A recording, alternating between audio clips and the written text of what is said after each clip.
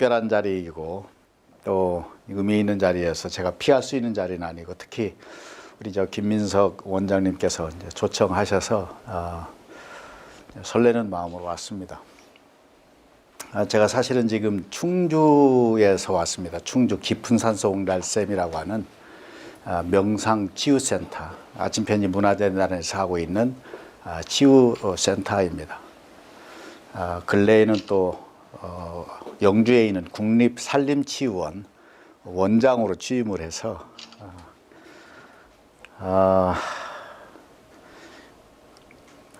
숲속에 들어가면 산다는 말이 있잖아요. 숲속에 들어가서 살고 있습니다. 그래서 오늘 이 자리에 어떤 얘기를 할까 고심했습니다. 그리고 잘못하면 제가 이제 입이 터지면 방언이 나올 것 같아서 입 터지기 전에 좀 이제 각을 지키기 위해서 몇 가지 키워드, 키노트를 준비해 가지고 왔습니다. 제가 한 17년, 18년 전에 명상, 힐링, 치유 이런 얘기를 하면 가까운 친구들이 네가 드디어 갔구나. 뭐 약 잘못 먹어서 무슨 일이 있었어? 아니 김대중 대통령 연설문서 쓰던 사람이 얼마든지 다른 길을 찾을 수 있을 텐데 왜 그래? 그랬습니다. 이죽거리고 조롱받았습니다. 그리고 여러 친구들 떨어져 나갔습니다. 그런데 근래는 이 치유, 힐링, 명상이 대세가 됐습니다. 과잉입니다. 과잉. 좀 걱정하고 있습니다. 넘쳐 흘러서 쓸데없는 공간들이 많아지고 지금 국립산림치유원도 1,500억이 들어간 센터입니다. 1,500만 원이 아닙니다. 1,500. 그런데 제가 가서 너무 놀랐습니다. 국가 예산을 이렇게 써도 되나? 이 얘기는 제가 길게 못하겠습니다. 가슴이 아픕니다. 깊은 산속 옹달샘은 한 개인이 꿈을 꾸어서 국가 예산 1원도 쓰지 않고 하룻밤 300명, 400명이 쉴 수 있는 공간을 만들었습니다. 많은 분들이 오세요. 근데 그곳은 지금 경제적 가치를 7천억짜리라고 봅니다. 국가 예산 쓰지 않았는데. 근데 1,500억을 쓴 공간은 저를 가슴 아프게 합니다. 이것을 어떻게 매만져서 민간재단에서 했던 이 치유와 힐링의 프로그램, 이 사람들을 어떻게 접목시킬까 고민하고 있습니다. 저는 이제 명상에 관심 있는 사람입니다. 명상이 뭐냐? 무슨 도사되고 철학가 되는 거 아닙니다. 명상은 우리의 삶의 족적 가운데서 포인트, 점을 하나 찍는 것입니다.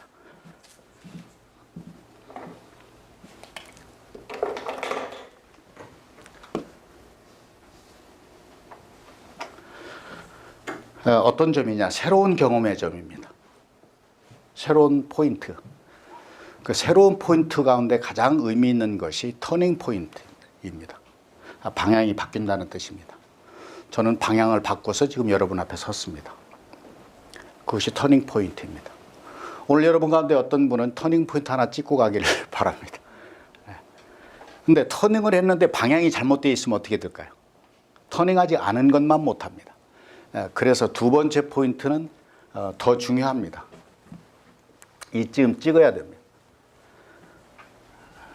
저는 이것을 오메가 포인트라고 얘기합니다. 저의 표현은 아닙니다. 한 신학자의 표현입니다. 김대중 대통령께서도 여러 번 언급했던 데아르드 사르댕이라고 하는 프랑스의 신부 신학자입니다. 이분이 오메가 포인트란 말을 처음 사용했습니다. 이런 얘기를 했습니다. 하나님이 천지 창조를 하셨습니다. 여섯째 아담과 이브를 만들고 다음날 안식함으로써 기독교에서 말하는 신의 천지 창조의 작업이 완성된 것입니다. 창세기가 쓰여졌습니다. 그럼 그게 끝이냐? 그게 아니라는 겁니다. 그게 시작이라는 거예요. 그래서 우리 인간이 도달할 수 없는 궁극의 점, 끝점, 이 오메가 포인트를 향해서 그분의 천지 창조의 작업이 진화해 간다. 완성해 간다. 그래서 그를 믿고 따르는 사람은 그분의 천지창조의 진화, 완성해 가는 여정의 동행자다, 동반자다, 이런 표현을 한 것입니다. 그래서 오늘이 2018년 11월 25일, 네, 5일. 오늘 혹시 찍는 터닝 포인트가 있다고 하면 이 오메가 포인트는 우리의 목표, 방향, 꿈, 이상 이렇게 얘기할 수 있을 것입니다. 그러면 이 오메가 포인트로 가는 길이 직선이 아닙니다. 어마무시합니다. 굴곡이 심합니다. 고점 저점이 춤을 춥니다. 우리가 고점은 뭐 좋은 점입니다. 저점은 실망하고 실패하고 낙심하는 것입니다. 저게 인생일 것입니다. 국가이고 역사이기도 할 것입니다. 그래서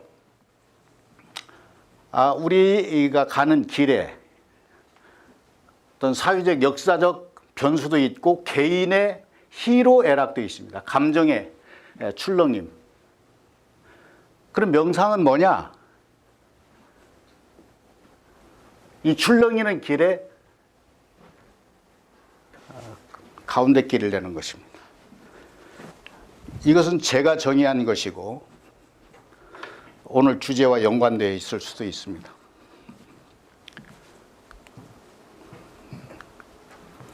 중도, 가운데 길.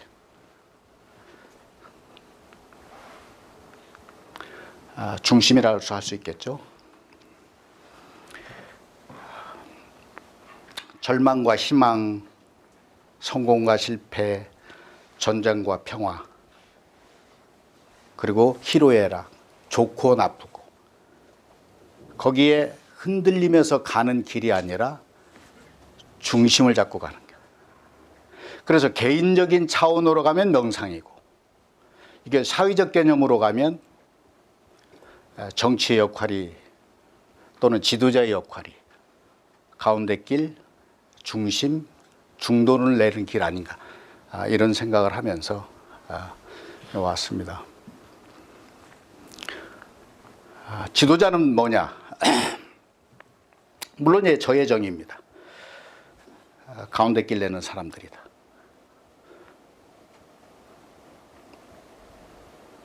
중심이 되는 새로운 길을 내는 사람들이다. 그럼 그것을 무엇으로 하느냐? 언어입니다. 오늘 주제가 언어입니다. 언어가 뭐냐? 이 언어를 정의한 글 가운데서 최고의 걸작이라고 저는 생각합니다. 혼부를 쓴 최명희 작가께서 언어는 정신의 지문이다, 이런 표현을 했습니다. 나의 넋이 찍히는 문이다. 저 글을 볼 때마다 저도 가슴이 뜁니다. 저도 평생에 언어로 이제 먹고 산 사람인데 제 정신의 지문은 어느 정도일까? 나의 넋이 찍히는 무늬는 어느 정도일까? 생각하게 됩니다.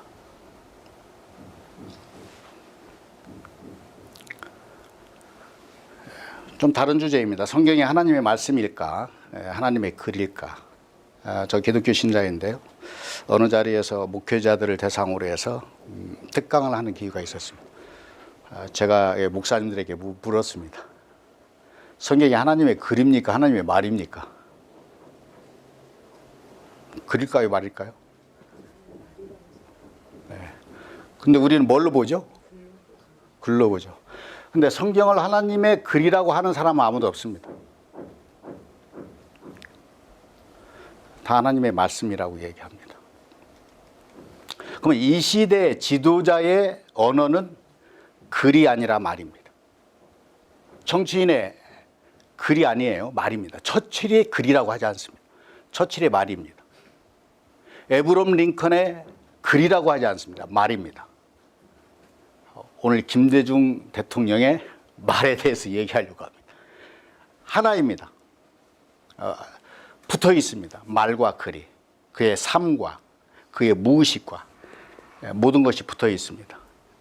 지도자의 언어는, 무기는 언어인데 그 지도자의 무의식과 영혼과 격과 삶이 그 언어 속에 다 녹아들어 있습니다. 그래서 이런 점에서 제가 이 시대에 김대중 대통령을 한때 모시고 이분의 언어에 대해서 말씀드릴 수 있다고 하는 것이 가슴 설레이고 또 한편으로 부족감을 느끼고 영광스럽게 생각을 합니다. 김대중의 언어는 세 가지로 요약을 했습니다. 하나가 준비된 언어입니다. 두 번째가 세상을 깨우친 언어입니다. 오늘의 주제이기도 합니다. 세 번째가 상식의 언어입니다.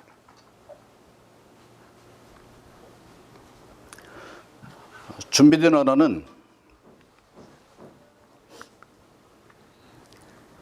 고난을 통해서 준비된 것입니다. 삶 전체, 상징적인 말이죠. 금이오, 사형수, 인동초 여러 얘기를 우리가 하게 됩니다. 5번, 6번 삶의 죽음의 고비를 넘기고 정말 9번 죽다 살아나신 그 삶 전체가 이분의 언어를 훈련시켰습니다. 두 번째가 독서입니다. 세 번째가 사색과 기도와 명상입니다. 이분의 준비된 언어의 세 기둥은 고난과 독서와 그리고 사색과 기도와 명상입니다. 이분의 글 속에서도 이따금 명상이라는 말이 나옵니다.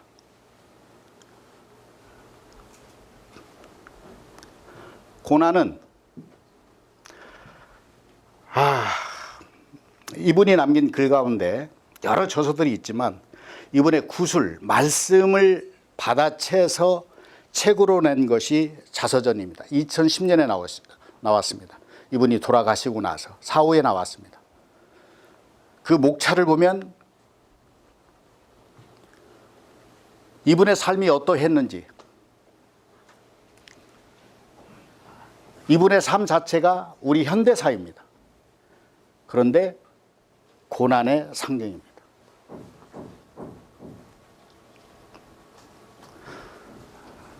낭만적으로 시작됩니다. 섬마을 소년, 내가 사랑한 사람들. 가슴은 뜨겁고 세상은 험했다. 죽음이 곁에 있었다. 초기부터 전쟁 속 성공화 좌절, 그리고 도전, 떨어지고 또 떨어졌다.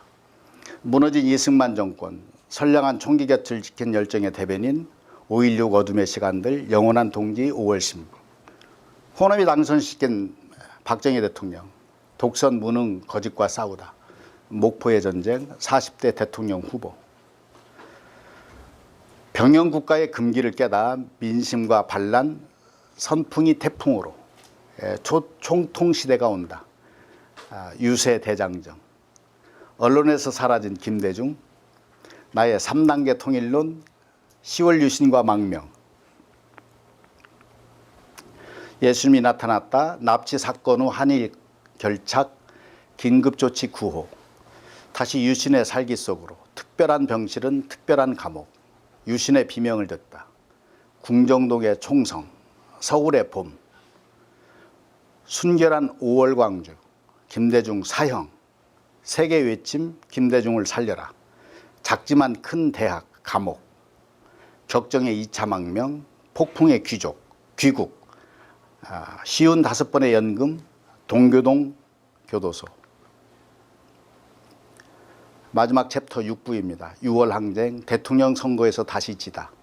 민심의 길을 묻다. 공안 전국 망령, 민심에 대한 쿠데타 3당 합당, 지역감정과 편파보도, 다시 국민을 울렸다. 케임브리지의 추억, 통일과 평화의 둥지 아태 평화재단, 민심의 바닷속으로, 그리고 마지막 챕터입니다. 대통령 김대중. 이것으로 자서전은 끝납니다.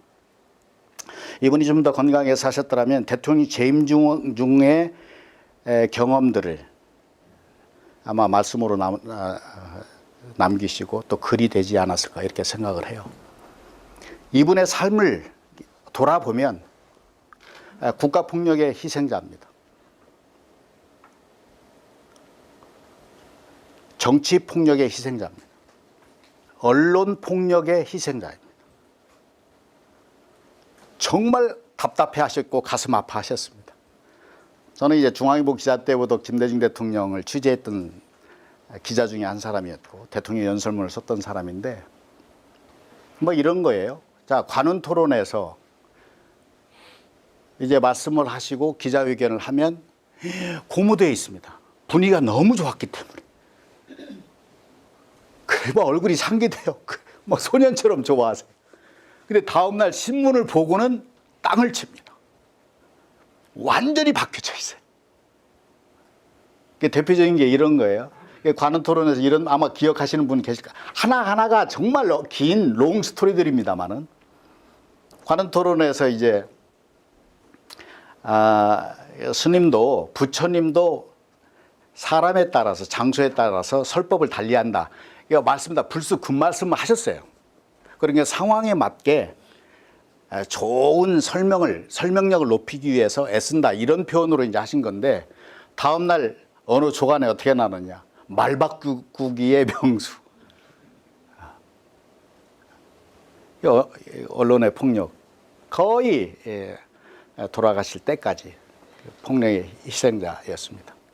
그런데 이분은 그곳에서 중심 잃지 않고 가운데 길을 냈던 분이십니다. 누구에게나 자기 인생에 겹쳐지는 부분이 있습니다.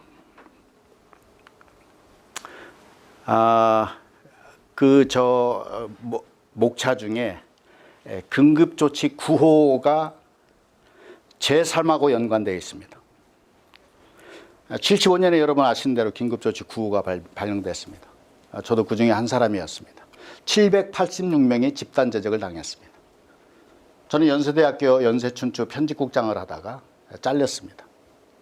그리고 수배자가 되고 붙잡히고 콩밥도 먹어보고 강제 징집도 당하고 강원도 산골짜기에서 3년 동안 좀 과장하면 매일 밤 집단 폭행을 당했습니다.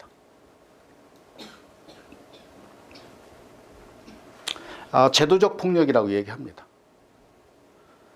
너 이름 한번 당해봐. 아무도 봐주지 않습니다. 그때는 군대에서 무슨 일이 있어도 밖에 드러나지 않던 때입니다. 거의 반병신이 돼서 사회에 나왔습니다. 사회에 나왔는데 이력서를 받아주지 않습니다. 도장이 찍혀 있습니다.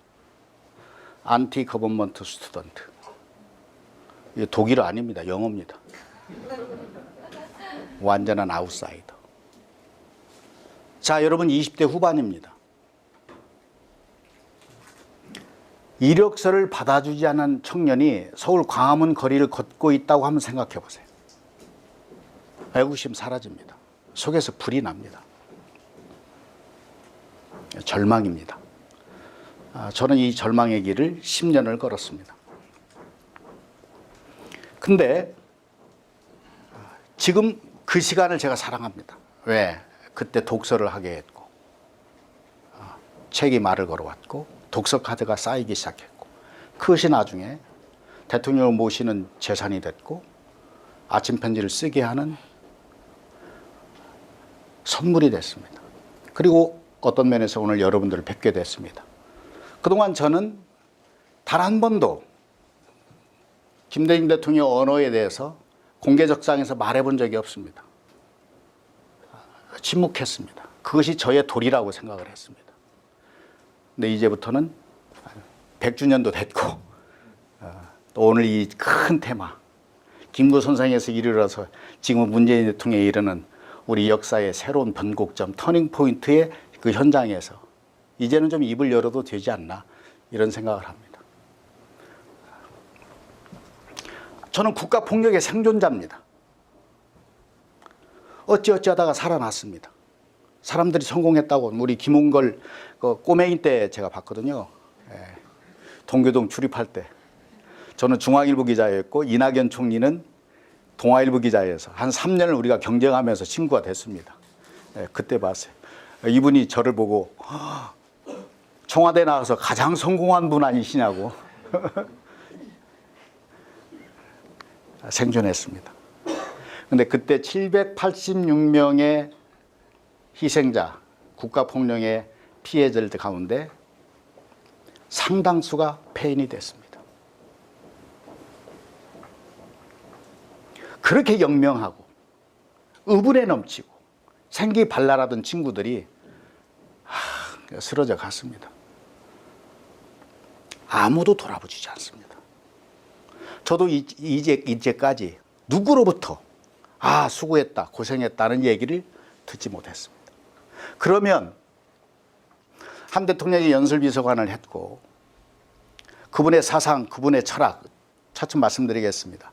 그것을 마음에 뒀던 한 후학으로서 제가 갈 길이 무엇인가, 한 생존자가 할 수 있는 일이 무엇인가.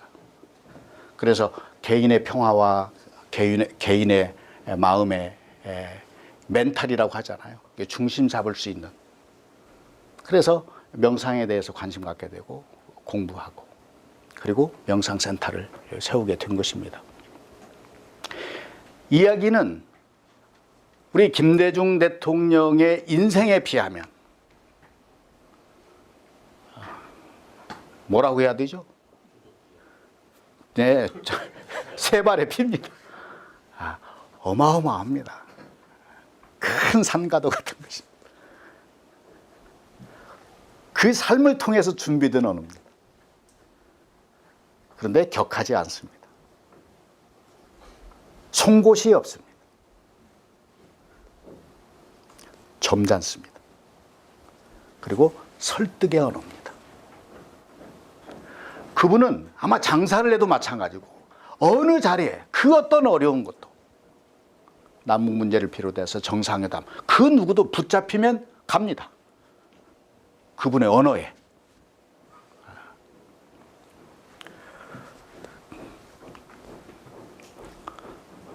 이분은 독서가입니다. 무시무시합니다. 기억력, 사람 죽입니다. 가게 되어 있습니다. 서랍처럼. 한약방 제가 그런 표현을 해요. 한약방, 한약재 그 서랍이다. 1, 2, 3, 4, 5, 기억, 니은, 디귿, 이렇게 정리가 됩니다. 어디에서 오느냐? 독서에서 옵니다. 어디에서 책을 읽었느냐? 네. 콩밥 먹으면서, 드시면서. 네. 자, 감옥에서 책을 읽었다는 뜻은 어느 곳에서든지 책을 읽으셨다는 뜻입니다. 이분은 정독가입니다. 팍팍 들어오십니다. 행간을 읽어냅니다. 이분은 속독가입니다. 빨리 읽습니다. 저희도 그런 말씀 하신 적이 있어요. 지식인은 책을 빨리 읽어야 된다. 정치인은 책을 빨리 읽어야 된다. 무서운 속도로 책을 읽습니다. 그런데 다독가입니다. 저도 다독가입니다. 다독에서 오는 것이 고도원의 아침 편지고 제가 오늘부터 한 권도 읽지 않아도 한 15년, 20년 아침 편지를 쓸 만큼이 저장되어 있습니다. 자, 다독은 한 사람이 10권, 100권, 1000권 읽는 것을 다독이라고 얘기합니다. 그런데 진정한 다독은 한 사람이 한 권의 책을 10번 이상 읽는 것입니다. 한 권의 책을 10번, 100번, 1000번 읽는 것. 이게 다독입니다. 김대중 대통령에게는 이런 책들이 있습니다. 자, 한 권의 책을 10번 이상 읽으면 그것이 어디로 갈까요? 우리의 무의식으로 넘어갑니다. 우리의 영혼으로 건네집니다. 그래서 저장됩니다. 그리고 언제 튕겨나오느냐? 이런 자리에서 누군가를 설득해야 될 때, 역사적인 변곡점에서 그때 튕겨나옵니다. 고매한 언어입니다.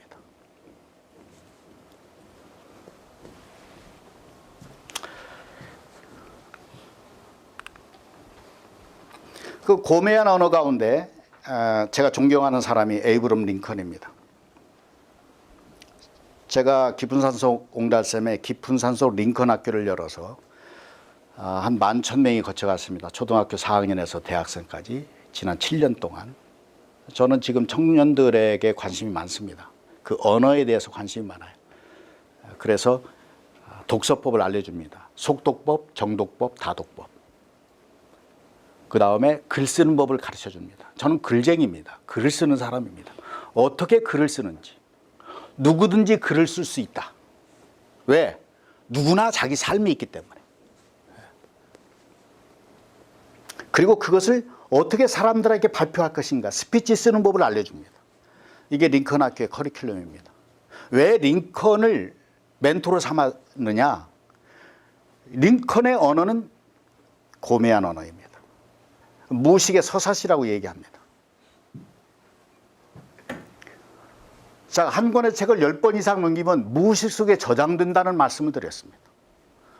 이게 튕겨나온 말이 게티즈버그 연설입니다. 자, 지도자의 언어의 저장고에 언어가 빈약하면 어떤 일이 벌어질까요? 근래에 우리가 아주 반면교사로 좋은 교훈을 얻었습니다. 지도자의 언어가 빈약하면 순실이 아줌마에게 의존해야 돼. 별거 아닙니다. 사단이 거기서부터 나는 거예요. 말이 이상해. 지도자 같지가 않아. 그 알고 보니까 어느 날 어떤 청년이 우리 아줌마 대통령 연설문 고치는 거 좋아해. 여기서부터 사단이 나기 시작한 거예요. 링컨의 언어는 오리진이 있습니다. 오리진. 이분에게도 그 다독이 있어요. 다독. 이분의 언어를 지배한, 언어를 만들어준 책이 있습니다. 섹스피어입니다. 전장 중에서도 섹스피어를 읽었습니다. 저도 섹스피어를 좋아합니다. 초등학교 6학년 때부터 읽기 시작했어요. 제가 시골교회 목사의 아들이었는데 새교회로 이사 가니까 초등학교 4학년, 2학년 어린 소녀가 나타났는데 천사가 나타난 줄 알았어요. 너무 아름다운 거예요. 사모했어요. 짝사랑하기 시작했어요. 6년을 짝사랑했습니다. 그래서 편지를 쓰기 시작했어요. 며칠 쓰니까 이제 고갈이 돼. 그래서 그때 읽은 것이 셰익스피어 소네트입니다. 사랑을 하면 빡빡 익힙니다. 말광량이 길들이기 무슨 로미오와 주리엣이 이 꼬맹이한테 읽히는 거예요. 그래서 단어를 바꿔서 편지를 쓰기 시작했습니다. 셰익스피어 언어가 재미있어요. 이를테면은 와닿습니다. 때때로는 오금이 저려요. 이 닭살이 돋아요. 동쪽에서 해가 뜨는 것을 의심하고 서쪽으로 지는 것을 의심해도 내 사랑만은 의심하고. 유지하 닭살 돋죠. 그런데 그런 편지 받아봐요. 뿅 가요. 근데 셰익스피어 언어는 하나를 꼭 씁니다. 그대가 나를 절른 말이라고 부르면 나는 더 절어버리리라. 그대의 말에 저항하지 않고 이래버린단 말이에요. 그대가 원한다면 그대의 갔던 길을 다시 걷지 않으리라. 그대의 이름 다시 부르지 않으리라. 그대의 이름에 누가 되지 않도록. 이런 언어를 구사합니다. 근데 이 언어를 누가 구사하느냐? 에브럼 링컨이 구사하고 있어요. 그의 스피치 속에 이런 것들이 들어가 있습니다. 두 번째가 성경입니다. 일찍여에 있던 어머니가 남겨주신 성경. 두 번째 어머니 너무 좋은 분 만나서. 여러분 아신 대로 에브럼 링컨은 책벌레였고 목숨 걸고 책을 읽었던 사람인데 그 중에 하나가 성경이었어요. 그 성경 중에 좋아했던 구절이 곧이 아모스서 이사야서입니다. 이것은 우리 기독교인들이 대체로 알고 계시는 것처럼 기원전 600년 이스라엘이 완전히 패망하고 문드러졌을 때 다시는 새싹이 날 것 같지 않은 그 엄중한 시기에 한 선지자는 서사시를 읊은 것입니다. 마른 땅에 샘물 터지고 공적인 의로움이 강물처럼 흐르고 시온성에 빛이 나고 이런 희망의 노래를 한 거예요. 이걸 잡아챈 겁니다. 게티즈버그 연설은 즉석연설입니다. 즉석연설인데 무의식의 서사시라고 부릅니다. 즉석연설인데 어떻게 무의식의 서사시가 나왔을까요? 문법 하나 틀리지 않는 그만큼 내 안에 언어가 숙성되어 있었다는 뜻이죠.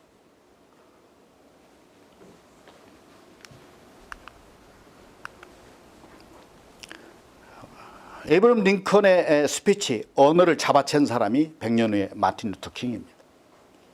통합니다.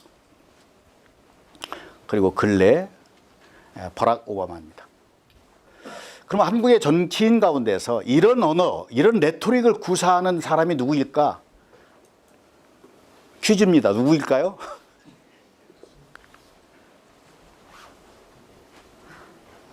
김대중 대통령입니다. 이분의 레토릭, 저도 수없이 반복해서 썼던 세계적인 레토릭이 있습니다. 불멸의 서사시가 하나 있습니다. 무식의 서사시. 정의가 강물처럼 흐르고 자유가 들꽃처럼 만발하고 통일의 희망이 무지개처럼 피어오르는 나라를 만들고 싶다. 기억하시죠? 이 레토릭 모르시는 분 계시나요? 이분의 서사시입니다. 그리고 어떤 면에서는 이 서사시가 제시한 길이 나고 있습니다. 하나님 말씀이라고 얘기하잖아요. 창조의 언어라고 그러잖아요.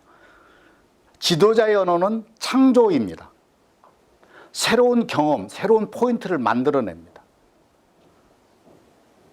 평범합니다. 예를 들어서 우리가 꽃밭에 가야 되겠다고 하는 포인트를 찍고 가면 우리는 꽃을 만나게 됩니다. 향기를 경험합니다. 거꾸로 우리가 그럴 일이 없겠지만 시궁창, 쓰레기밭에 가야 되겠다는 포인트를 찍고 가면 향기는 맡을 수 없습니다. 지도자, 그레이트 리더의 중요한 역할 중에 하나는 포인트를 찍는 것입니다. 오메가 포인트, 가물가물합니다. 그런데 꽃밭은 찍을 수 있습니다. 그러면 꽃길이 나기 시작합니다. 그럼 이분에게도 이분의 언어를 만든 책이 있습니다. 하나가 아놀드 토인비의 역사의 연구이고, 두 번째가 이분에게도 성경입니다. 물론 많이 있습니다. 옥중서신을 보면 거의 매일 이런 책 보내주세요. 이런 책 보내주세요. 이게 거의 매일 있습니다. 엄청난 다독가이시고. 그런데 당신의 입으로 내 인생의 책은 아놀드 토인비의 역사의 연구다. 이렇게 말씀하셨습니다. 역사의 연구, A Story of History. 이 역사의 연구의 기본 골격, 프레임은 두 가지입니다. 도전과 응전. 제가 이 얘기는 길게 하지 않겠습니다. 우리 김대중 대통령께서 요약해 놓은 것을 잠깐 읽어드리겠습니다. 근데 여기에 또 하나의 작은 컨셉이 하나 있습니다. 퇴수와 복귀입니다. 이걸 한자로는 이렇게 썼고, 저 찾기 어렵습니다. 저런 숫자 쓰는 글이 없어요. withdrawal과 복귀입니다. return. 이 역사 연구를 맨 처음 번역한 분이 정대희 박사입니다. 신학자예요. 이분이 신학을 하셨기 때문에 withdrawal, 이것을 퇴수라고 번역하지 않았나 이렇게 생각합니다. 이 퇴수와 복귀에 대해서는 제가 다시 좀 말씀을 드리겠습니다. 저와도 연결이 되어 있는 것이고, 김대중 대통령께서 정계 은퇴로 하신 다음에 다시 복귀할 때와 연관되어 있는 글이기도 합니다. 자, 도전과 응전. 더 길게 설명할 것도 없이 어느 글에 김대중 대통령께서 남기신 글입니다. 인생은 도전과 응전이다. 어떠한 어려운 도전에도 반드시 응전의 길이 있으며 어떠한 불행의 배후에도 반드시 행운으로 돌릴 일면이 있다. 이 진리를 깨닫고 실천한 사람은 반드시 인생의 성공을 얻을 것이다. 옥중서신 가운데서 제가 발견한 글입니다. 퇴수와 복귀는 어떤 의미냐? 역사 연구가 고대 문명, 고대 유인들의 삶을 도전과 응전이라는 두 프레임으로 풀어간 책인데 그 안에 퇴수와 복귀라고 하는 개념이 하나 있습니다. 이건 지도자의 삶과 연관되어 있습니다. 그것은 어찌 보면 우리 모두하고 연관되어 있습니다. 우리에게는 반드시 뒤로 빠지는 시간들이 필요합니다. 고난의 시간. 여론조사로 치면 툭 떨어지는 시간. 콩밥 먹는 시간, 수배받던 시간, 고난의 시간들 다 이게 퇴수와 연관되어 있습니다. 그래서 아놀드 토인비가 세 사람을 얘기를 합니다. 한 사람이 모세입니다.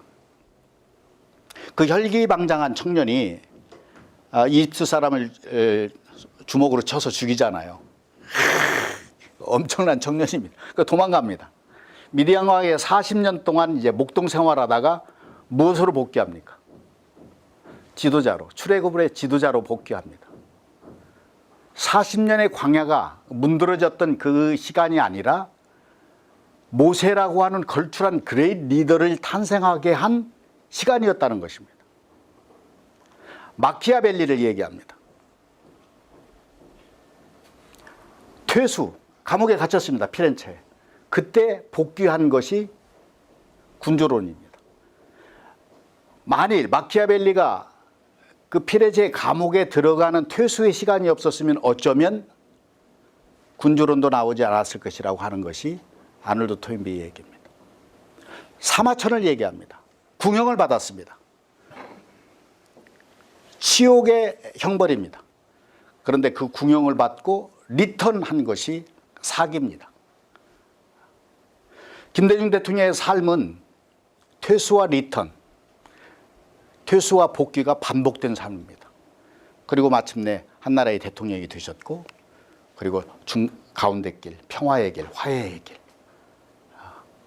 이 길을 내셨다 이렇게 요약할 수 있습니다. 성경입니다. 재미있는 구절이어서 꽤 오래전에 제가 읽었던 책인데 소개하겠습니다. 성경과 연결되어 있는 구절이에요. 함세웅 신부께서 그 주진우 기자하고 대담한 것을 책으로 냈는데 거기에 이런 구절이 있는 걸 발견을 했습니다. 3.11 민주구국 선언권으로 조사받을 때는 중앙정보부에서 며칠 밤을 지새우다 새벽 1시쯤 구속결정이 나면서 서대문 구치소로 가게 됐어요. 이곳에 가면 일단 죄수복으로 다 갈아입어야 해요. 그런데 제가 돈이 한 푼도 없었어요. 이제 함세웅 신부의 말씀입니다. 글이에요. 저는 구속될 각오를 하고 그냥 헌옷을 입고 조사받으러 갔었거든요. 그런데 그 옷마저 갈아입으라니까 아무것도 없는 거예요. 아무것도 없이 그저 성경 한 권만 들고 있었어요. 그런데 칫솔도 사고 치약도 사야 한대요. 난감했지요. 구치소에 제가 아는 사람이라고는 딱 한 명밖에 없었어요. 김대중 선생님이요. 그래서 김 선생님 돈 1,000원만 꿔주세요 했더니 5,000원을 주시더라고요. 그걸 받았더니 제가 들고 있는 성경을 보고서는 달라고 하시는 거예요. 그래서 사제인 제가 성경을 드릴 수는 없잖아요. 그래서 성경을 꼭 껴안고 있었어요. 그랬더니 김대중 선생님이 이러는 거예요. 신부님은 성경 박사인데 성경이 왜 필요해요? 나한테 필요하지. 날 주세요. 그래서 그냥 드렸어요. 그 성경 지금은 아마 김대중 도서관에 있을 거예요. 이 흔적은 나중에 옥중서신으로 그대로 이분이 성경을 어떻게 읽었는지가 투명하게 드러납니다. 어마어마한 신학자입니다. 저는 아버님이 목사여서 이제 아버지의 길을 걷기 위해서 연수대학교 신학과를 내서 신학을 공부한 사람이에요. 그러다 잘려서 이제 길이 달라진 사람입니다. 누구보다도 그래도 어린 시절부터 이 신학에 그래도 이제 한 발을 젖어 있었기 때문에 뭐 좀 지식이 있다 할 수 있는데 이분의 성경 해석, 성경 통찰력은 어느 목사를 어느 신학자를 능가합니다. 꿰뚫습니다. 자, 우리가 이런 얘기를 할 수 있죠. 어느 스님이 법화경을 10번 읽은 스님과 100번 읽은 스님이 법문이 같을까요? 다를까요? 대답이 어렵습니까? 지금 여러분들이 너무 지금 경청을 하고 계셔요. 이제 박수 한번 쳐보세요. 제가 물 한 잔 마시고 제가 하겠습니다. 네. 자, 성경을 100번 읽은 목사님과 10번 읽은 목사님의 설교가 같을까요? 틀릴까요? 틀립니다. 저분은 입을 열면 부처님 말씀 같아. 하나님 말씀 같아. 우리 김대중 선생님의 이 성경 해석은 놀랍습니다. 꼭 저는 정말 제가 할 수 있는 것 중에 하나는 옥중서신을 다시 읽기 이런 책을 제가 넣을까 이런 생각도 하고 있어요. 꼭 필독서입니다. 여러분 꼭 한번 보십시오. 그러니까 두 번째 제가 준비된 언어라고 했고 두 번째가 오늘의 주제와 연관되어 있습니다. 세상을 깨우친 언어입니다. 어떻게? 여기에 골조가 있습니다. 행동하는 양심. 이게 핵심입니다. 양심을 깨우친 언어 있고 그것을 행동으로 옮겼습니다. 물론 여러 반론과 곡해와 핍박과 그리고 폭력이 있었습니다. 그런데 그것을 폭력으로 대하지 않았습니다. 그것 놓고 싸우진 않았습니다.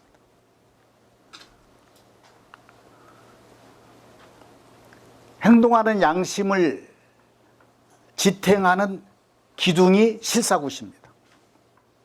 매우 현실적입니다. 그런데 현실에만 머물리지 않습니다. 저에게 연설문을 맡기셨을 때 저에게 주신 거의 유일한 말씀이 그 다음입니다. 많이 들으셨을 거예요. 나의 언어는, 나의 스피치, 연설은 서생적 판단과 상인적 기질이 맞아야 된다. 자, 서생적 판단은 오메가 포인트입니다. 우리가 가야 하는 방향입니다. 이상입니다. 꿈입니다. 현실이 아니에요. 그런데 상인적 기질, 주판을 튕겨야 되고 로드맵 만들어야 되고 디테일이 있어야 되고 그리고 때때로 부딪히고 설득해야 되고 또 밀려야 되고 다 이 상인적 기질입니다. 화장품 맨날 잘 팔리는 거 아닙니다. 팔렸다가 안 팔렸다가 비 오는 날, 날구진 날 다 다를 수 있습니다. 그런데도 불구하고 반드시 서생적 판단, 고미한 이상 가는 목표가 있어야 한다는 것입니다. 이게 언어에 버물려져 있습니다. 이게 김대중 대통령의 세상을 깨우친 언어입니다.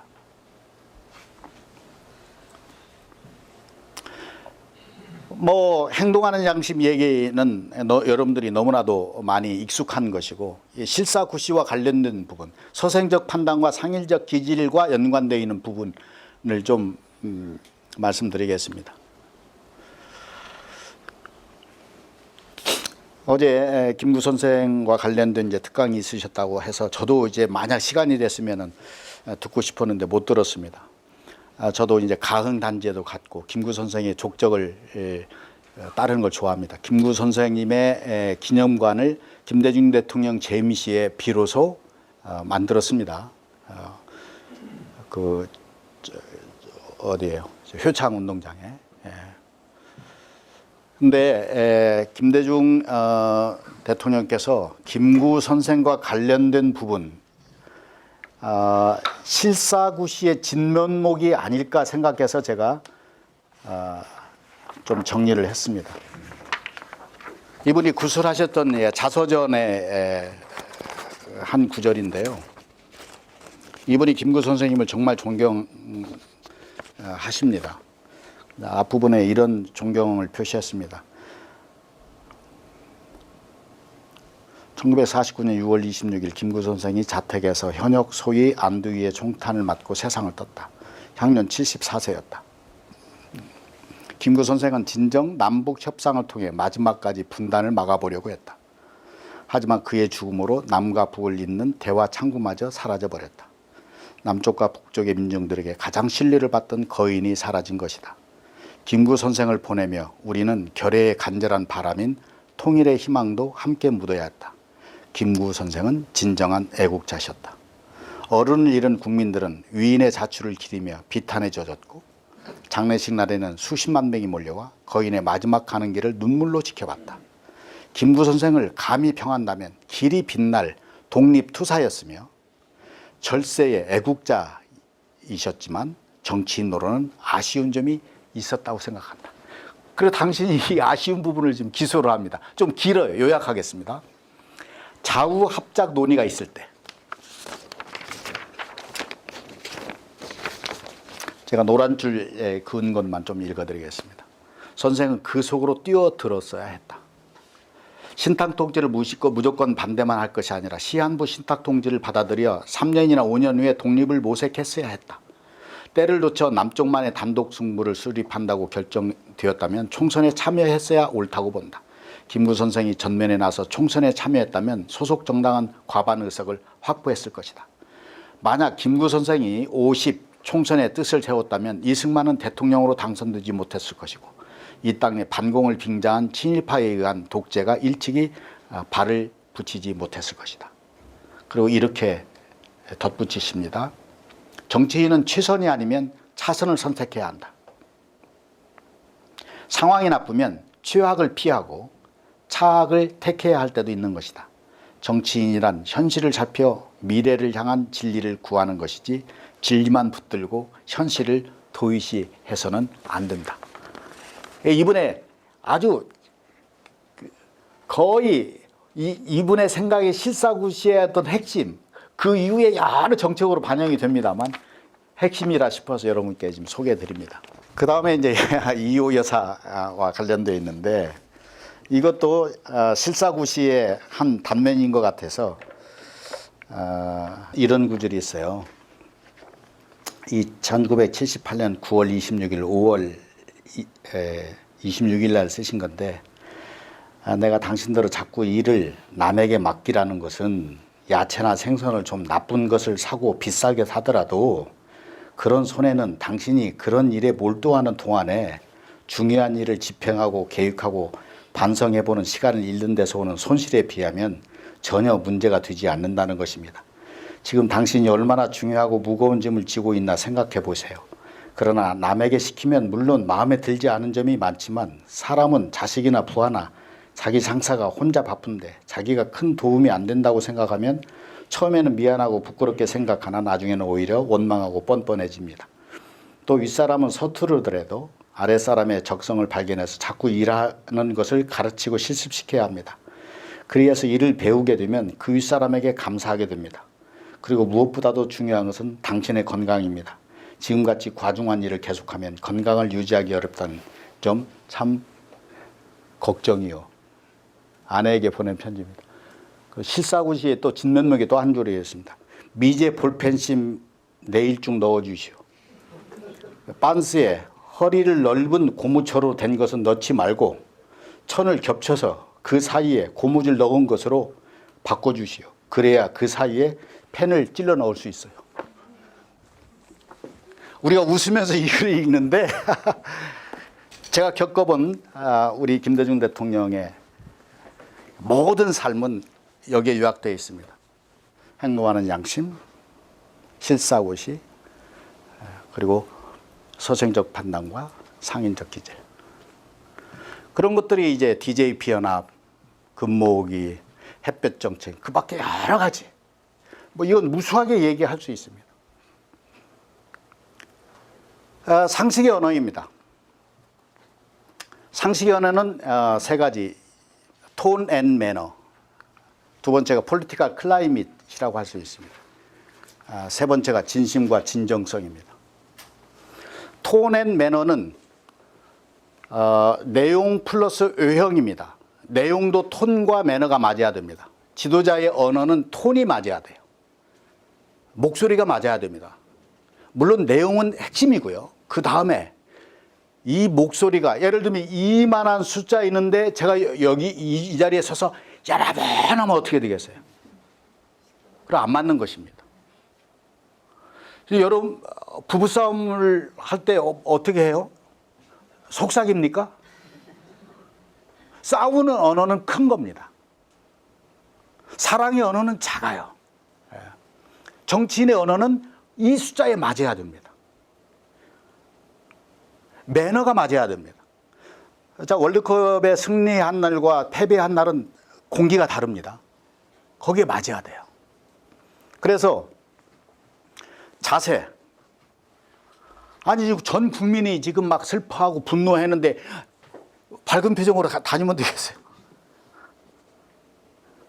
전 국민이 지금 좋아하는데 시무룩하고 지도자가 나타나면 되겠어요? 맞아야 되는 거죠. 제가 그래서 제 역할 중에 하나가 아침마다 오늘 대통령의 언어, 톤 앤 매너를 정리해 드린 것입니다. 오늘은 국민들이 대통령님께서 10번, 100번 죄송합니다, 죄송합니다 허리를 숙여도 성의 차지 않는 날입니다. 미소를 보이시면 안 됩니다. 이게 맞아야 되는 거예요. 그런데 김대중 대통령은 대체로 이게 맞으셨어요. 톤. 근래에 제가 이런 말씀을 드려서 좋을지 모르지만 그분에게 신뢰가 안 됐으면 좋겠지만 그래도 이게 한 사례니까 톤이 안 맞는 것이 하나 있었습니다. 대선에서 어느 분이 갑자기 어느 날 야라벤 이런 목소리를 낸 거예요.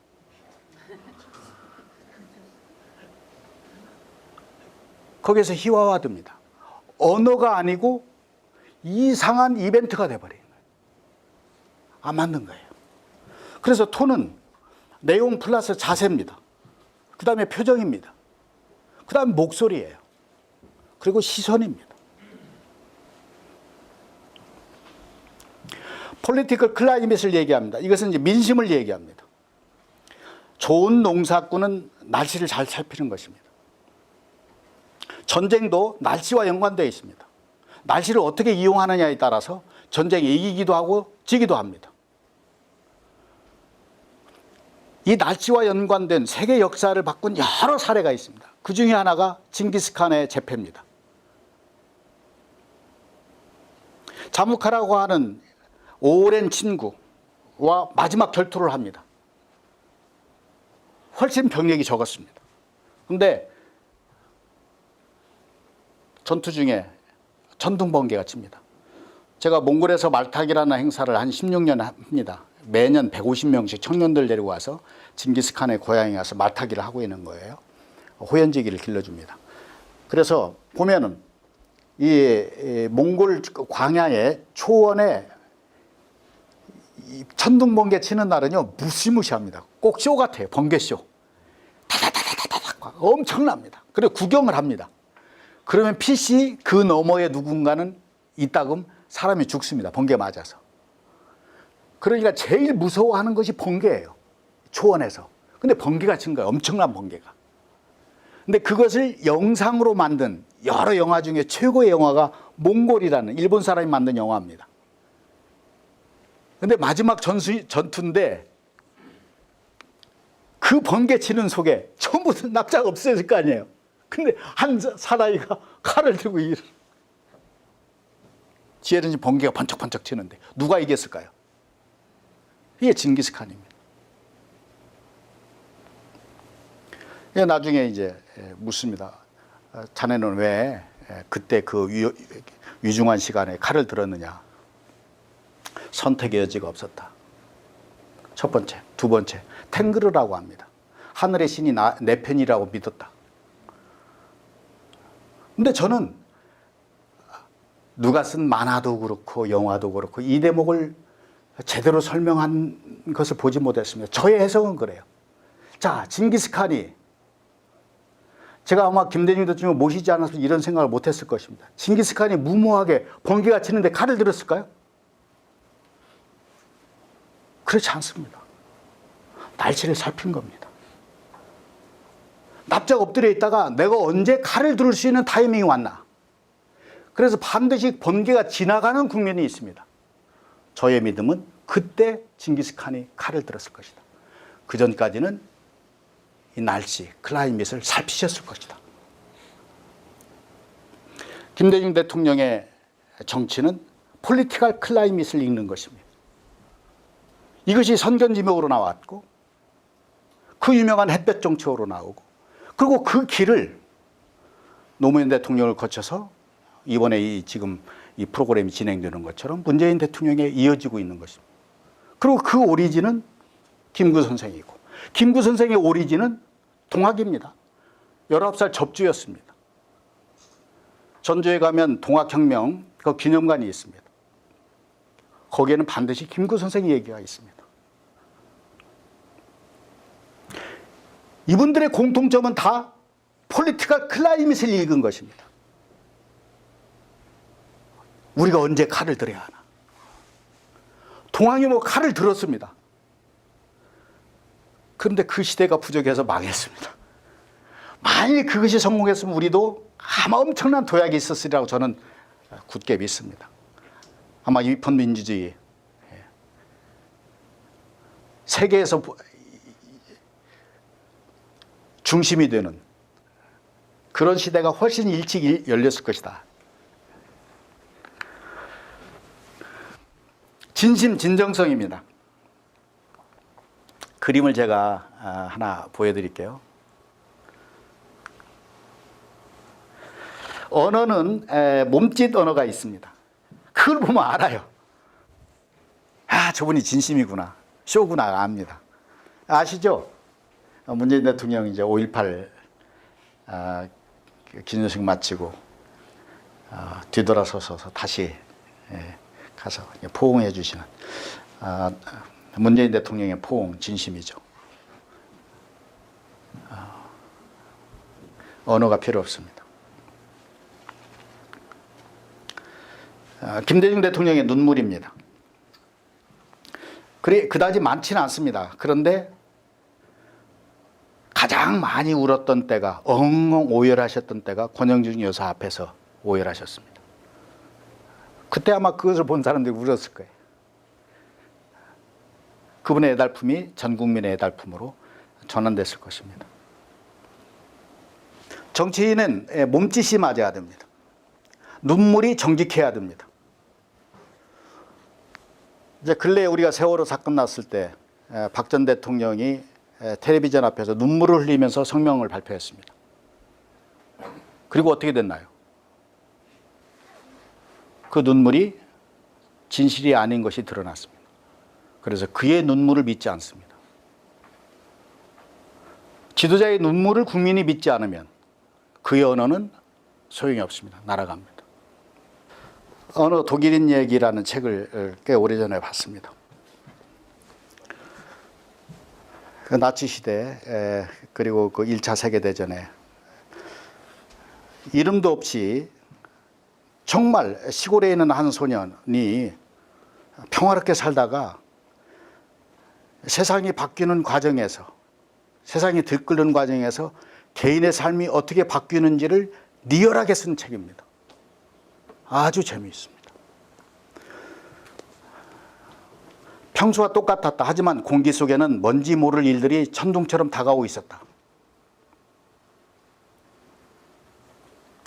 나중에 작가가 됩니다만 독일 국민 작가 제바스티안 하프너의 나치 시대 회고라는 책입니다. 이 책에서 또 발견한 괴테의 말이 하나 있었습니다. 아침 편지에 제가 소개했습니다. 독일인은 아무것도 아니다. 독일인 하나하나가 모든 것이다. 제바스티안 하프너의 어느 독일인 이야기에 적혀있던 문구를 보면서 제가 이렇게 코멘트를 달았습니다. 이렇게 바꿀 수도 있을까요? 한국은 아무것도 아닙니다. 한국인 하나하나가 모든 것입니다. 2014년에 썼던 아침 편지입니다. 11월 7일. 저는 이 민주당 당사에서 그리고 문재인 대통령 시대에 그리고 김대중 대통령의 언어 속에 이런 구절이 있다고 생각합니다.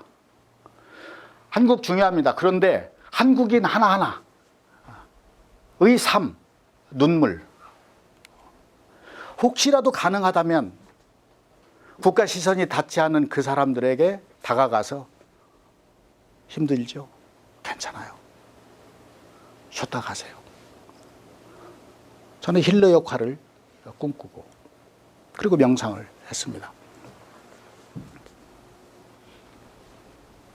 여기 한 분 한 분이 다 국가의 중심이라고 생각합니다. 김대중의 언어는 그 국가의 중심인 한 분 한 분의 가슴 속에 스며드는, 말씀드린 것처럼 준비된 언어, 세상을 깨우친 언어, 그리고 상식의 언어였습니다. 어느 한국인 이야기를 마지막 에피소드로 좀 소개하려고 합니다.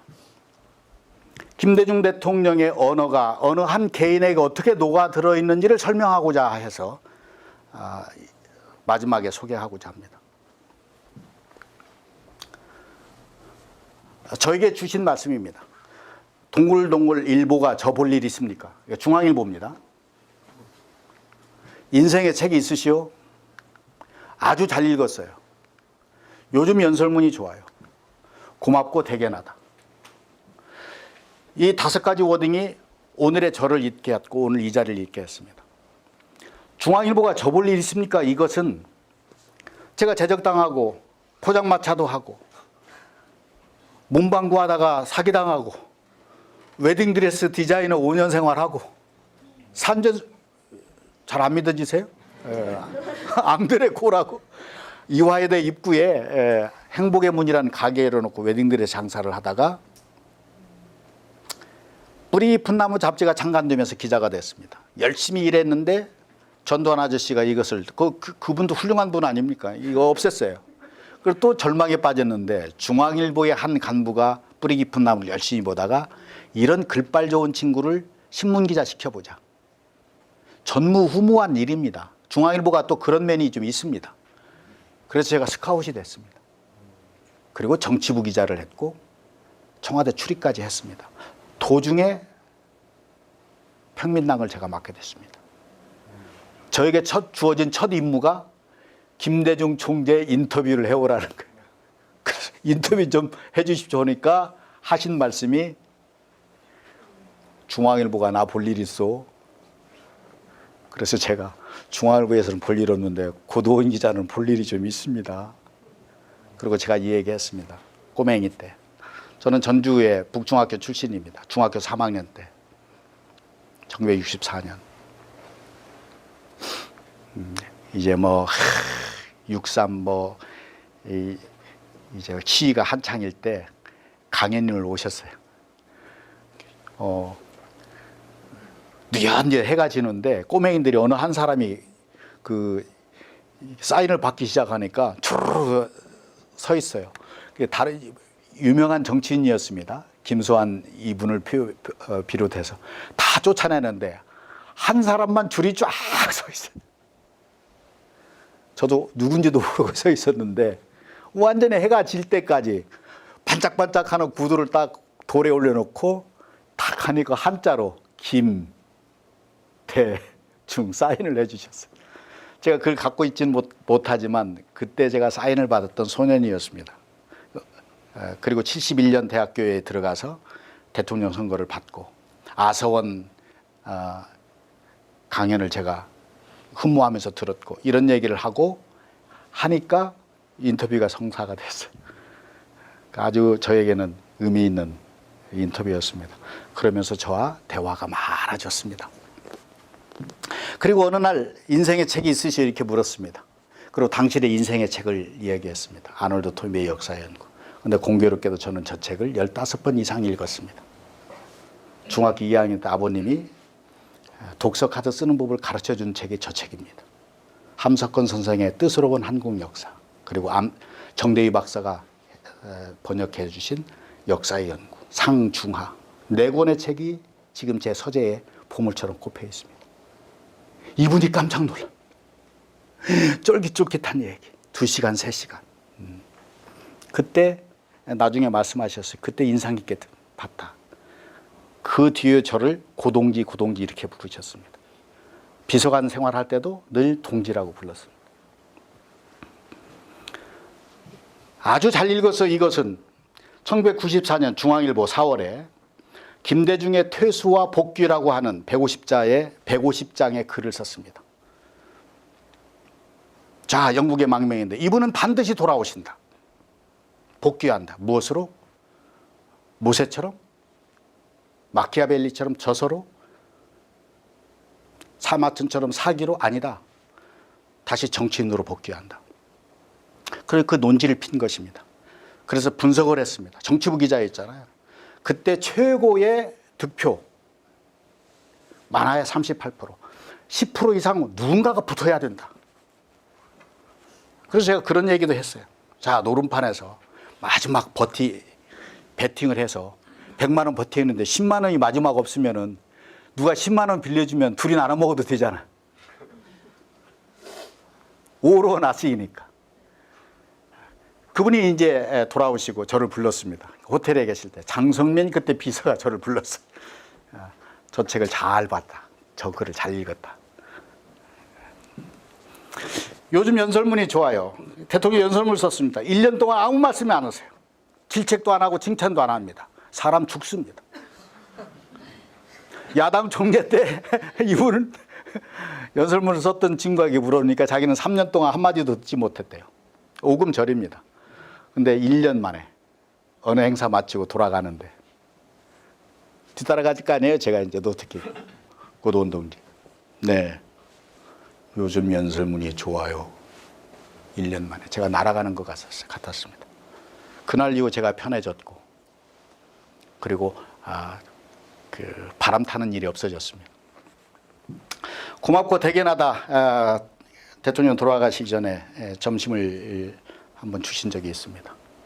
그리고 말씀하셨습니다. 내 수하에서 많은 사람들이 정치를 꿈꾸고 왔는데 자네는 고동진은 그런 거 내려놓고 문화적인 거 이런 치유 산업에 이렇게 열심히 하고 성공했다고 하니 고맙고 대견하다. 그리고 얼마 후에 가셨습니다.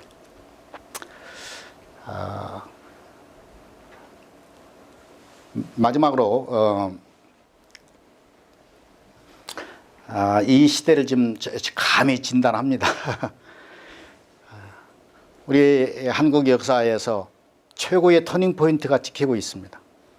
촛불혁명, 그리고 남북 화해의 길, 남북 평화의 길.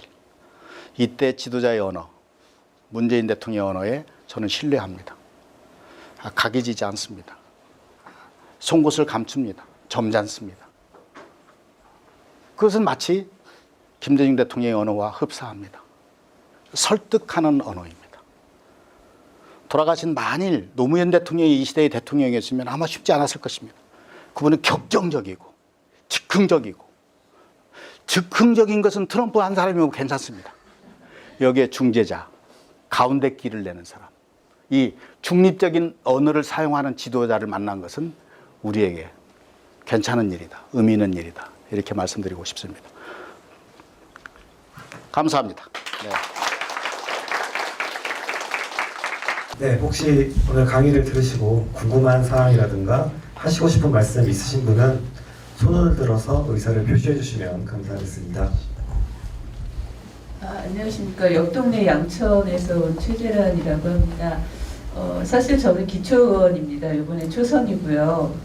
네, 사실 이 민주시민학교 신청을 할 때 좀 망설였던 이유가 그래도 기초의원인데, 그러니까 이런 망설임이 오히려 저를 좀 굉장히 도전하게 했어요. 그러니까 모르는 거는 그러니까 부끄러운 게 아닌데, 그러니까 모르는 거를 자꾸 이제 부인하고 배우려고 하지 않는 게 이제 부끄러운 거다라는 마음으로 이 자리에 나왔습니다. 그래서 우리 선생님 강의를 들으면서 사실 정치인에게 있어서 이 언어는 굉장히 중요하고 요즘은 또 SNS를 통해서도 자신의 어떤 의견이나 소통을 많이 하고 있는데, 조금 전에 그 말씀하신 것 중에서 지금 우리 문재인 대통령께서 이 송곳 같지 않은, 날이 서지 않은 언어에 굉장히 좀 도전을 많이 받았습니다. 저도 좀 격정적인 성격이 있는지라 이렇게 주민들과 또 그리고 뭐 일부 아시겠지만 저희 양천구의회가 이번에 이제 8대 시작하면서 전국적으로 좀 큰 이슈를 이렇게 좀 만든 게 있어서 예. 아니요. 구의회에서 어떤 좀 사태가 좀 있었습니다. 근데 뭐 그 세부 내역은 좀 이제 뭐 차후에 저희가 거론하더라도, 지금 사실 그 SNS에서 날선 공방이 좀 있습니다. 그리고 선두에 제가 또 좀 있는 편인데 이것이 과연 이 해결에 도움이 되느냐 안 되느냐에 대한 고민도 저는 솔직히 개인적으로 있었습니다. 근데 우리 선생님 강의를 들으면서 다시 한번 좀 고민을 해봐야 되겠다는 생각이 들었는데, 지금 여쭙고 싶은 것은 이 정치인으로서 우리 상대 당과 어떤 좀 날선 공방을 할 때도 있고 좀 물러날 때도 있지 않습니까? 그걸 판단하는 건 이제 오랜 경험도 또 전문적인 판단도 필요하겠으나, 선생님의 경험에 비춰서 보셨을 때 어떤 길이 좀 더 나은 길일지 좀 조언을 해주시면 감사하겠습니다. 네. 네. 정치가 혼자 하는 거 아니잖아요. 그 싸움할 때 다 싸우나요? 지금은 상황이 좀 그렇습니다. 그래도 그 중에 한 사람은 대화해야 되잖아요. 선택하셔야죠. 내가 말리면서 대화를 끌어갈 사람인지 싸움꾼으로 붙어서 초전박살 낼 사람인지. 우리 민주당 예를 들면 지금 대표께서는 상당히 날선 말씀하시잖아요. 송곳 같잖아요. 그렇게만 가면 안 되잖아요. 이낙연 총리는 어떻게 돼 있어요? 부드럽죠. 이게 궁합이 맞아야 되죠. 아니 붙어야 되는데 가만히 다 있으면 그건 바보지. 누군가는 역할을 해야 되겠죠. 역할 분담해야 되고. 시간적으로 만약 한 개인이 다 해야 된다면 들고 낮에 싸울 때와 또 점잖을 때 구분을 해야 되겠죠. 네, 싸움꾼 하나 잘 키우세요. 네, 그래서 같이 동행하시면 좋겠습니다. 네, 네. 예, 예, 그다음에 하시죠. 네.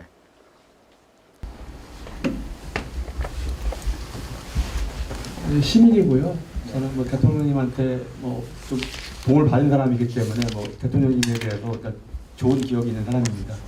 그러니까 이제 좀 질문의 취지를 오해하지 마시고 이제 답변해 주시면 좋겠는데, 일단은 뭐 98 3.13 특사로 나왔기 때문에 일단 대통령님한테 도움을 받은 사람입니다. 하복에서. 근데 이제 그러니까 대통령님에 대한 어떤 그런 뭐 좋은 기억만 있는데 질문은 좀 날카로워요. 그러니까 오해하지 마시고 좀 이렇게. 우선은 이제 사실 뭐 저는 전두환 씨에 대해서 썩 좋은 기억은 없어요. 예, 근데 이제 대통령님의 언어를 보면은 어떻게 보면 피해자이면서도 전두환 씨에 대한 언어는 늘 부드러웠고 늘 정중했던 거라는 생각이 들어요. 그 이제 어떻게 보면 내공인지 아니면 이유인지 모르겠지만 그거를 이제 우리 선생님 같은 경우는 전문적인 또 이제 뭐 글뿐이고 말뿐이잖아요. 어떻게 생각하시는지 한번 답변 부탁드립니다. 전혀 안 날카로운데요. 좋은 질문 같으신데. 아 그래요? 네. 네. 고맙습니다. 질문 주셔서. 김대중 대통령 언어를 이해하려면 그분의 기독교관, 종교관을 이해해야 돼요. 그분이 설파한 예수님론을 이해하지 않으면 그분의 언어 이해하기가 어려워요. 종교 혹시 갖고 계세요?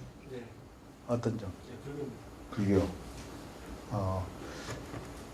불교 열심히 부처님 말씀 열심히 닦으면 김대중 언어 좀 이해할 수 있을 거예요.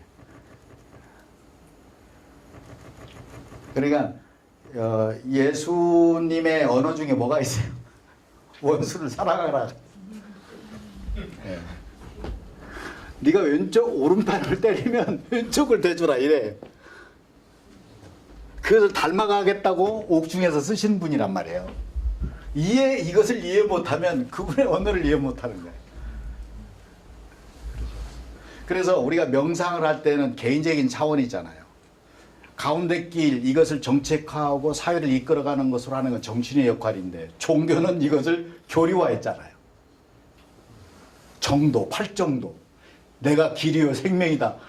어마무시한 얘기를 하는 거예요. 그러니까 이 세계에 대한 이해가 없으면 현실 세계에서 하시는 말씀을 이해하기 어려운 거죠. 무한대의 희생, 무한대의 참음, 화를 더디내는 거 이런 것들이 다 이분의 삶 속에 녹아 있는 것입니다. 답이 됐으면 좋겠습니다. 저 뒤에 네네. 네, 저는 우문일 수 있는데 책에 관련한 질문이에요. 네. 저희 남편은 이제 실리와 좀 편리함을 추구하는 사람입니다. 공부를 안 하는 사람도 아니고 박사과정을 하는 사람인데 제가 책을 좀 읽으라 그러면 굳이 인터넷에서 이제 원하는 정보를 빨리 더 정확하게 찾을 수 있는데 왜 굳이 책을 읽어야 하냐 그렇게 저한테 얘기를 해요. 시대가 변하듯이 정보를 이제 찾는 방법도 달라진다. 그래서 저는 막연히 이제 뭐 깊이가 없다, 검증이 안 될 수도 있다라고 설득을 하는데 제가 아직 내공이 부족해서 그런지 남편을 이렇게 좀 설득을 할 수가 없어요. 그래서 좀 뭔가 짧고 굵게 이렇게 좀 설득할 만한 그런 게 왜 책을 읽어야 하는지 예, 여러 가지 정보를 습득할 수 있는 방법도 많은데 그거를 좀 얘기를 해주시면 감사하겠습니다. 자, 1시간 더 주세요. 그 저희 이제 센터에 이제 기업에서도 많이 오세요. 이제 근래에 어떤 그 이공계통, 상무 전무한 뭐 이제 전자계통 이런 쪽에 오시는데 비슷한 질문을 했어요. 아버지도 공돌이 출신이고 아들도 공돌이 출신이 책을 안 읽는다. 어떻게 하면 책을 읽게 책을 읽어야 할 이유를 좀 설명해야 될 것 같아. 해줬으면 좋겠다 이런 말씀을 좀 비슷하죠 질문이. 네. 자, 자기 직업이 나사를 돌리는 일이에요. 어떤 전문직이 있습니다. 그래도 먹고 사는데 아무 지장이 없어요. 뭐 경제적으로 윤택하게 살 수 있어요. 근데 덜어는 역사적인 포인트가 찍혀지든 어떤 변수를 만나든 덜어는 그 사람이 우리 질문 주신 분의 남편께서 사람 앞에 서서 설명해야 되는 때가 올지 모릅니다. 그럼 그때 어떤 설명력을 갖느냐에 따라서 그분이 점프하기도 하고 오히려 그 기회가 오히려 추락하는 기회가 되기도 하고 이렇습니다.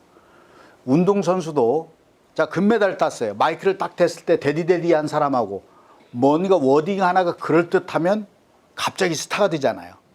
막 연예 프로에 불려나가고. 그게 인문학적인 소양입니다. 이건 하루아침에 되는 게 아니고 이것은 오로지 간접 경험, 독서를 통해서만 가능합니다. SNS에서 촌철살인하는 거 가능할 수 있어요. 근데 논리적이지가 않죠. 그리고 오리진이 약합니다. 그래서 이것이 무의식 속에 담겨 있다가 설명이 필요할 때 그것의 통로는 책입니다. 답이 좀 됐나요? 네, 열심히 보십시오. 네. 자, 혹시 또 네. 저 녹화하니까요. 네. 저도 시골 목회자의 아들로 태어나서 고생 좀 때부터 선생님 말씀을 그러니까 어렸을 때부터 챙겨 봤었습니다. 제 질문은 그 20대 후반에 힘드셨던 그 광화문 길을 걸으셨을 때 다른 게 아니라 왜 하필 그때 독서를 선택을 하셨는지 궁금하고요. 그리고 그때 읽으셨던 힘드셨을 때 읽으셨던 책이 무엇인지 궁금합니다. 네, 박수 한번 쳐주시죠. 할 게 없어서 책을 읽었습니다. 다른 일이 없었기 때문에. 제가 거꾸로 묻습니다. 자, 그때 제가 만일 그림 그렸으면 지금 뭐 하고 있을까요? 네, 화가 됐을지 모릅니다. 그때 제가 아마 노래를 했으면 싸이가 됐을지 모릅니다. 저는 그때 책을 읽었습니다. 할 일이 없어서. 이것은 젊은이에게 주는 메시지입니다. 수없이 반복한 얘기입니다. 절망에 빠졌을 때 무엇을 하느냐에 따라서 그 사람 인생이 달라진다. 바닥에 떨어졌던 절망의 터널이 희망의 길로 바뀔지도 모른다. 이런 얘기를 하죠. 그때 읽었던 책은 무수히 많습니다. 저희 아버님이 돌아가실 때 최고 장서로 유명한 목사 중에 하나였어요. 가난했지만. 그래서 아버님이 물려주신 책. 그 중에 하나가 이제 사상계 같은 게 있고. 창간호부터 이제 폐간호까지 다 갖고 계셨기 때문에. 그리고 중국 책들. 사서삼경 이런 얘기 하잖아요. 그리고 아버님이 설교에 필요해서 읽으셨던 인문학적인 책들. 이런 것들 많이 읽고. 물론 방인근 소설도 많이 읽었습니다. 방인근 아세요? 음란 작가입니다. 벌레 먹은 장미 뭐 이런 거 있습니다. 네, 이것은 속독에 도움이 됩니다.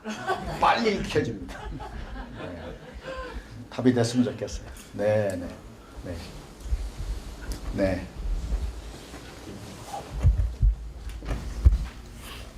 네, 오늘 선생님 그 강의 들으면서 제가 평소에 이제 뵙기를 원했는데 아침마다 편지 주셔서 늘 아침이 정말 그 고요함 속에서 시작되면서 또 끝날 때는 또 고요함으로 이렇게 이제 하루를 이렇게 보내고 있습니다. 늘 이제 뵈면 저거 좀 이렇게 여쭤보고 싶었던 게 이제 치유를 이렇게 이제 어떤 화두로 이렇게 지금 그 키워드를 갖고 말씀을 하셨어요. 그래서 대한민국을 치유하는 이제 여러 가지 이제 이런 방법에 대해서 평소에 생각하신 게 계신지, 대한민국을 어떤 방법론에 대해서 뭐 대한민국의 병은 도대체 무엇인지 선생님께서 진단을 되게 좀 어려운 문제죠, 사실. 그렇죠. 정치, 경제, 사회, 또 우리 노동 문제라든가 또는 북한 통일 문제라든가 여러 가지 이제 상당히 어려운 점들이 상당히 많지 않습니까? 51대 49의 문제 등등 그런 문제들을 볼 때 BJ 비연합을 실시한 우리 김대중 선생님의 어떤 그런 유지를 지금 이 시대에 그것을 적용한다면 어떻게 실사구시로 그것을 나타내야 될지 좀 궁금합니다. 이 상당히 답이 될 수. 이야, 이거 그런 거 안 하려고 제가 은둔했습니다. 현실 정치를 날카롭게 보지만 이제 발언을 하지 않고 이렇게 살아왔는데 정말 긴 얘기가 필요한 것이고요. 그냥 요약해서 말씀드리겠습니다.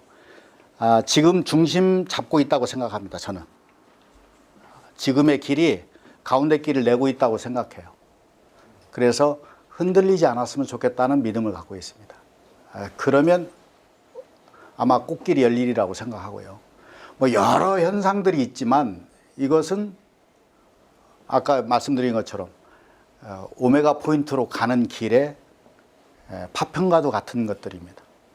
그래서 한 지도자가 지금 중립적인 언어를 사용해가면서 그 길을 가니까 만일 이 길에 희망을 갖는 사람이라면 흔들리지 말고 움푹움푹 너무 좋다고 그래서 뭐 우쭐하거나 또 너무 좌절하거나 이러지 말고 믿음 가지고 이 가운데 중심길에 운집하는 이런 형태만 되면 소소한 것들은 또 다 반면교사가 되고 전화위복이 되고 되리라고 생각을 합니다. 아까도 말씀드리지만 큰 틀에서 우리 사회는 어쩌면 동학혁명 이후에 최고의 기회를 맞았습니다. 촛불혁명이라고 하는 하루 한 사람이 한다고 해서 되는 일이 아니고, 그리고 평창올림픽을 계기로 해서 남북 문제가 이렇게 열리는 이것은 엄청난 역사의 터닝포인트이고요. 가운데 길이 잘 나고 있다고 생각해요. 그 밖의 것은 다 정책적으로 행정적으로 답이 있다고 생각을 합니다. 답이 되는지 모르겠어요. 네. 자, 경청해 주셔서 고맙습니다. 네, 저에게도 좋은 시간이었습니다. 고도원의 아침편인데 열심히 보시기 바랍니다. 네, 고맙습니다. 네.